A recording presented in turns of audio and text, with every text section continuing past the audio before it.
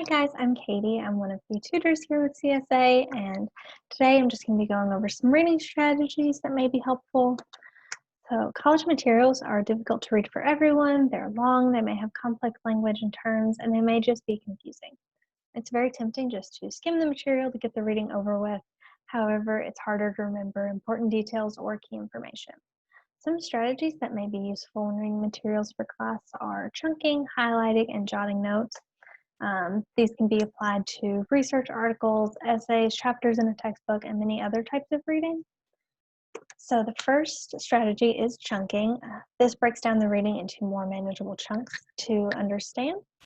The basics of chunking is taking the reading one paragraph at a time and then doing notes as you go, or highlighting as you go, and then maybe summarizing the paragraph in a sentence or two before moving on to that next paragraph to kind of wrap up the one before we move on to another. So in textbooks, it might be useful to go paragraph by paragraph or go within the headings in the chapter and then summarize based on those headings. In articles, it might be kind of similar to textbooks in chunking by basing those on headings, such as the methods, results, and discussions, which are typical kind of headings found within articles. This can be summarized to gain understanding of how research is conducted, what that end result was, and then what those results mean. And again, chunking is just useful for those really long pieces of material, like chapters and textbooks or really long articles that are assigned, to kind of keep them from being too overwhelming. So highlighting is a broad strategy that can be used for many different purposes, like making information stand out, drawing attention to a word that may need to be looked up or remembered, or highlighting headings to then draw attention to that important paragraph or section.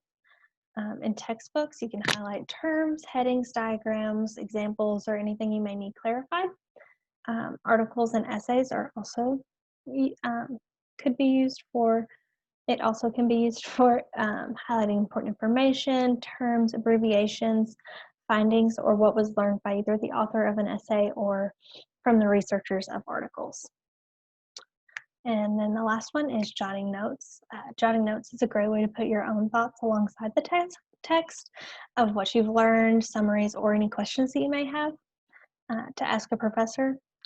This allows you to gain a better understanding of what you're reading because it's making you think about the reading as you're going through it instead of just reading it all and then getting to the end and being like, wait, what did I just read? So for jotting notes, you could do writing definitions of unknown words after you've looked them up, or little summaries of that, and then it's very useful for studying in the future because you're not having to go back and read through that entire text. You can skim through your notes and draw attention as it's needed. Okay, so I also thought it would be useful to kind of show an example of how I would use those reading strategies instead of just talking about them.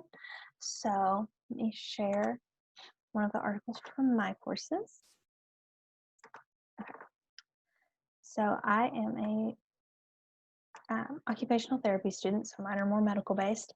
So in this first section, I kind of went through there and practiced some highlighting with highlighting questions that may be useful or would be important to this article.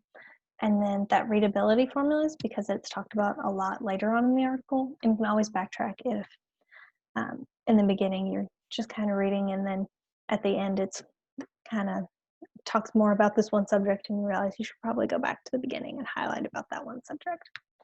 So that's what I kind of did with the readability formulas. And then I kind of highlighted important questions to think about when getting started. And then I also highlighted the factors of suitability assessment of materials.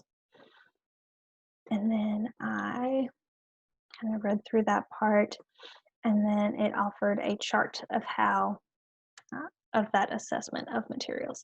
So I put a big star by the chart, and you can always print out your articles if it's easier for you to jot those notes in the margins with handwriting versus on PDF where you're kind of trying to get your mouse to do that same shape and write words. Or you can always pull up a document next to it and then jot those notes in the document.